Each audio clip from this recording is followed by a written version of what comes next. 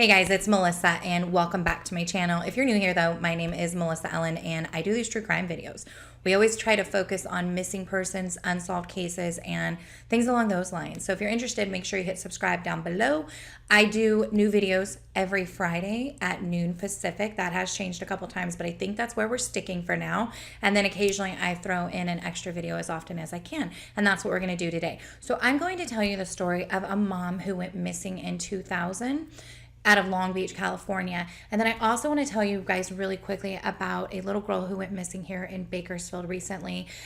There's not a lot of information. She has been found. The person responsible is already in jail, but I think that there is a GoFundMe that is about to be set up for the family to help with her funeral expenses. And I just want to do whatever I can to try to put that out to you guys. So let me just tell you a little bit about this little girl and then we'll jump into our regular video. Today is Monday, July 6th around noon. So this is current as of this time. Patricia Alatorre went by Pat, and I also saw that she went by Patty. She was a 13-year-old little girl here in our town, but it appears that she was lured away by someone. Our worst nightmare, guys. She was lured away by someone. I don't have the facts on that yet, but this is what happened.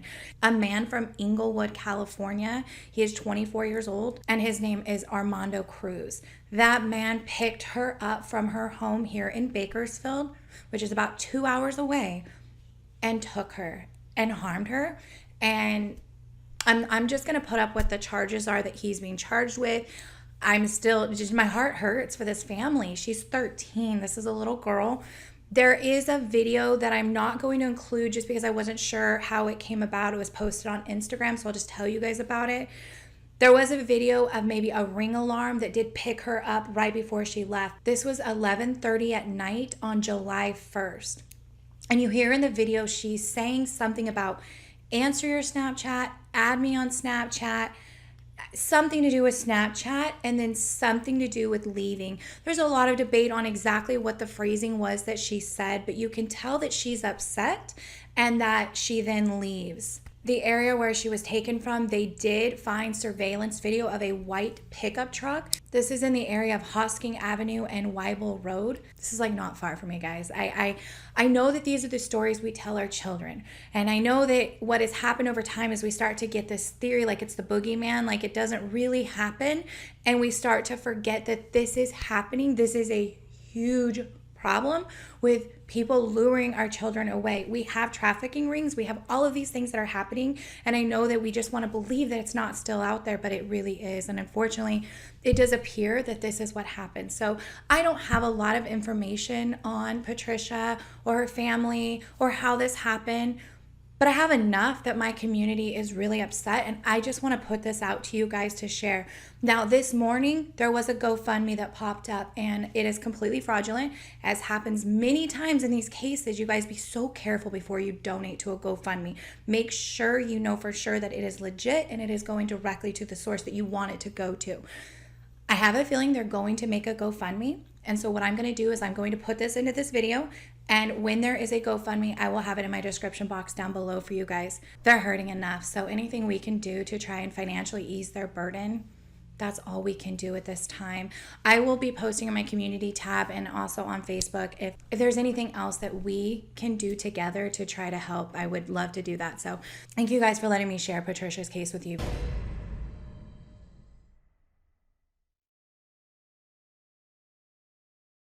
So today I want to tell you guys the story of Diana Rojas. She was a 27-year-old mother who went missing in 2000 out of Long Beach, California.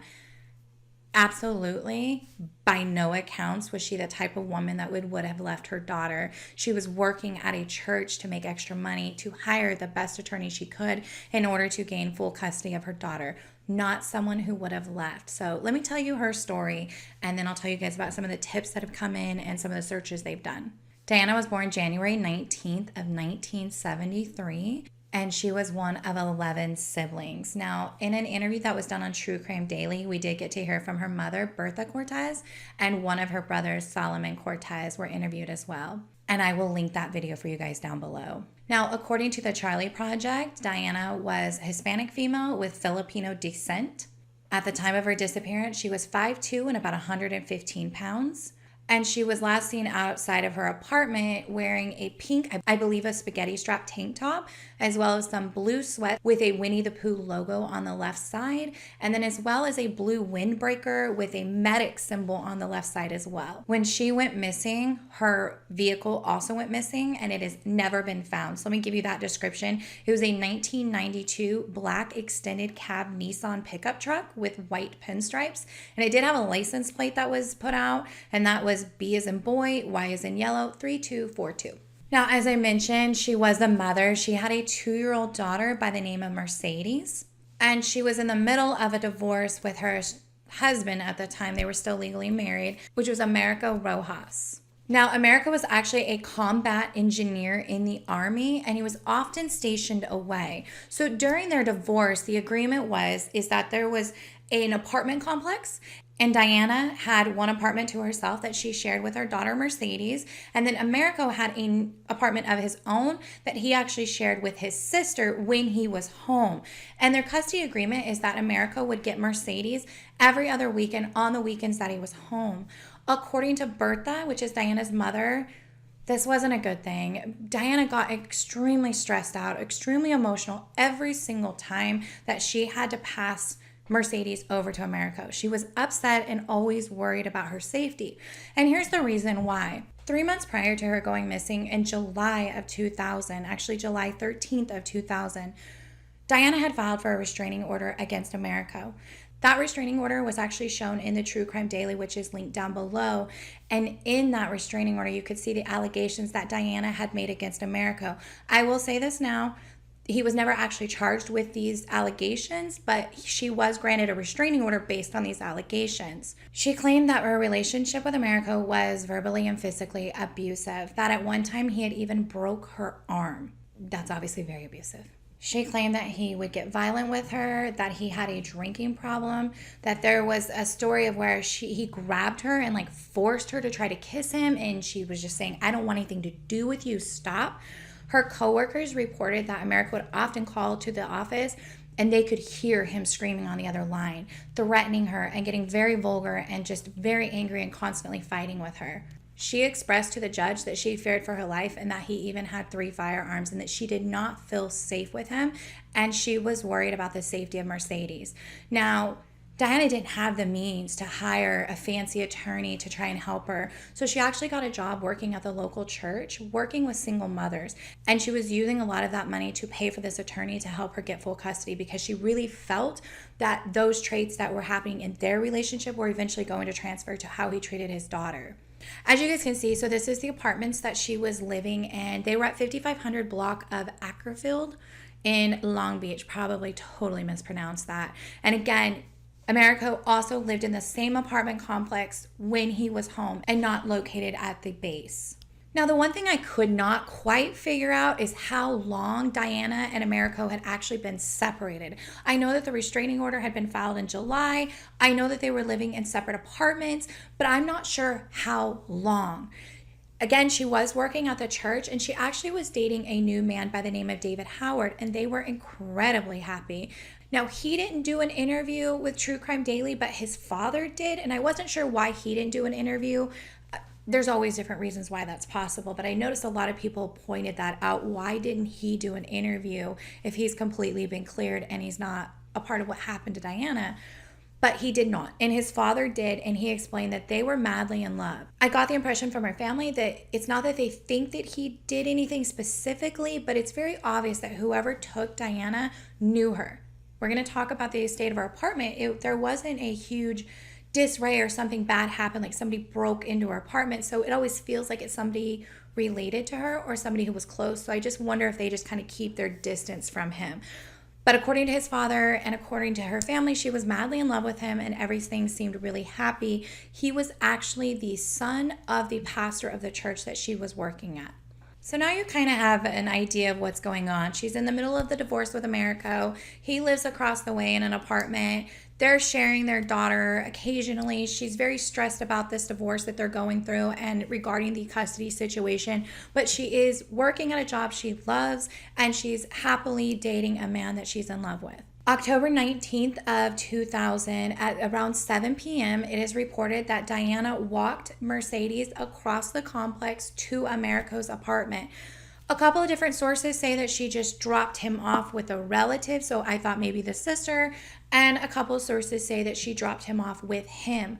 According to the Long Beach Police Department website, she dropped Mercedes off with Americo. She then returns to her apartment where her and her boyfriend David decide to have a night in. They hang out, they watch TV, and eventually Diana falls asleep on the couch. At that time, David said he decided to let himself out, and he made very sure to lock the front door before he left. And when he left, he said it was between 12:15 and 12:30, so that would be on the morning of October 20th. At around 9 a.m. on October 20th, David did try to reach Diana and wasn't able to get through to her. The family was in communication, so they started talking with each other. Diana didn't show up. It set an appointment with her daughter. Little confused on that. I believe that it was just that she didn't show up for work. But again, I'm not really sure. But she missed something, and it threw up red flags to everyone that's like, wait, where is she? Something's not right. She has never been seen since. She has never been found at all. A tip did come in, and I'm going to tell you guys about that in just 1 minute. When police went to Diana's apartment to do a search, the thing that they noticed is that there didn't appear to be any forced entry into the house. There didn't appear to be any signs of a struggle inside of the house. There were two very concerning things, though. On her couch where she had been sleeping, they did find a small amount of blood. I tried to look to understand what small amount of blood is. This is the most frustrating thing, and I know we as a public, like, it's not always our business, but small amount of blood could be a pin drop or like a puddle, which would mean they're both small, but that would mean two totally different things, like paper cut versus an injury happened. And unfortunately, I don't have that answer. So a small amount of blood was found on the couch, as well as a bandana that had been soaked in urine. At the time, and still pretty much now, DNA within urine is a very complex situation. There's not actual DNA in your urine, but there can be in your cells. So you know how you slough off cells in your body, you would slough cells, and then that could end up in your urine. And apparently for women, I was just totally intrigued by this, so I had to look it up. Apparently as women, as we shed our inner walls, that could have more DNA inside of urine than a male would. That being said, this was almost 20 years ago. I don't know if they held that item, if they've tried again. We are coming up on the 20-year anniversary of this case, and I would love to see that there is some more looking into finding out what happened to her. Have you heard of anything like this? Like, I was Googling this, and my Google looks crazy now, just trying to see if that meant anything. Thinking out loud, I'm kind of curious, what do you guys think? A urine-soaked bandana, what could this mean? One of the things that came to mind is that when a person passes, you do lose all of your fluids inside of you. So maybe something along those lines. I'm not really sure. They didn't seem to give a reason for it, and I couldn't find any. Police did not feel, despite lack of evidence of a struggle or a fight within, they still did not feel that she chose to leave her house on her own accord. Something's not right. This woman is not going to leave her daughter and just take off. And then the case pretty much went cold. There was nothing. And in 2016, police received an anonymous tip that came into their Crime Stoppers. Now, according to them, as they have said all along, you 100% cannot track an anonymous call that comes into Crime Stoppers. So they cannot recheck this information. They can't get any further information. And from what I understand, the only information they got is that Diana was not missing, that she had been murdered, and she was actually buried in the Mojave Ridgecrest area. This is something I want to tackle one day. The amount of area of this Ridgecrest Mojave Desert. You guys know I'm not that far from there. We've discussed this in my Carly Gousset case. She went missing in the Mojave Desert. The amount of people that go missing and are found in this area. We covered the McStay family that ended up being not too far from there, out in this desert area. I know we've covered more. I just can't think off the top of my head. I know of a ton of cases from my area that's where they end up going. That's where they end up buried at. And it's always bothered me, like, what can we do to search this area because unfortunately it's got to be like a graveyard. The amount of bodies that get dumped and buried and dropped over this all of these years in this huge, vast, just open area of hills and mountains and terrain. People ride quads out there, and a lot of times when they do make a discovery, it is because someone was riding a quad out to a random area they hadn't been to, and then they come across something. And I know all of us probably have an area in our state that we know of that everyone calls, like, if you ever want to get rid of a body, go out there. You've got mines, you've got pits, you've got just hills, and yeah, there's a lot out there, and I'm sure you guys have a lot of those in your area. And I've always been like, what could we do? So in this case, when they received this anonymous tip in 2016, and they're thinking, this is a 100-mile area, how are we even going to narrow this down? They reached out to an organization called NecroSearch. NecroSearch has actually been assisting law enforcement since 1988, and their focus is on helping finding clandestine graves. So these graves that are very hard to find, that are hidden, that you might not think to look in, trying to figure out if you're sent to a 100-mile area, how do you hone in your resources?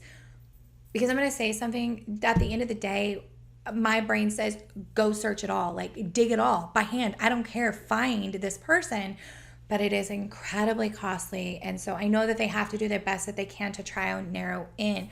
So what they did is they contacted NecroSearch, and NecroSearch uses topography. I just wanted to say that word. I don't quite understand what it means, but they use satellite imagery to look at changing terrains over time. So if you were to take a big area and you were to dig into the ground and put something in there and then cover it back up, you have disturbed the terrain. And so if you look at the satellite over time, it will look different than it did the day before, and then it's going to keep changing because it's been disturbed and changed. So what they do is they look at this whole area, and they identified 11 areas of interest that seemed like something had happened in that area. Something had been dug up, something had changed about that terrain. And then they gave the detective some things to go look at. So he drives out and he goes and looks at these 11 different spots. And then he finds 5 that still seem legit. Apparently the others were dismissed. Maybe a tree fell, or there was an actual dig that they knew about. So they excused those ones. And then of the 5, they did have cadaver dogs go out. 3 of the cadaver dogs actually hit on one area, and this was actually the area that NecroSearch had told them seemed like the most likely area that they would want to look at. And they dug that area up, and they found nothing. Unfortunately, there was nothing. The reason they were really focused on this is because, remember, her vehicle is missing as well as her. So, what could somebody do with her and her vehicle? Bury them. Which would take somebody who knows how to do that. Americo was actually a heavy equipment operator in the Army. So he operated earth movers and diggers, which is big bulldozers and things like that, cranes maybe, but he knew how to dig up a huge area, and he could have put a car and a vehicle in there. So they really took this serious, that this was possible. The question always remains, why didn't they look at all of the spots then?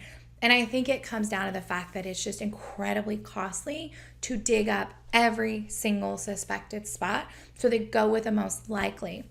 Now, Americo does have a connection to Ridgecrest, because they were trying to figure out why would she have any connection to anyone in the Ridgecrest area. And he was actually stationed at Fort Irwin. I forgot to write that down. So I will put up a little map for you guys right now that gives you an idea of where Long Beach was, Fort Irwin was, and where Ridgecrest was. Now, it has been reported that both Americo and her boyfriend David had alibis. I'm not sure what David's alibi was, but it doesn't seem that it has ever been questioned, and it seemed that it has held up over time. However, Americo's alibi was that he was at home with his sister in the same apartment complex. So it's not an alibi that they felt would hold up over time. I mean, it's his sister, it's in the same complex. It's not to say that it might be an alibi, but it doesn't make them think, we're not going to keep looking at you just because of that one alibi. And then Americo did something else that made him a suspect. It is reported by the police that after, I had to check this a couple of times. I wanted to make sure the detective said after, and he did. I will link that below for you. After she disappeared, Americo tried to take out a $300,000 life insurance policy on her.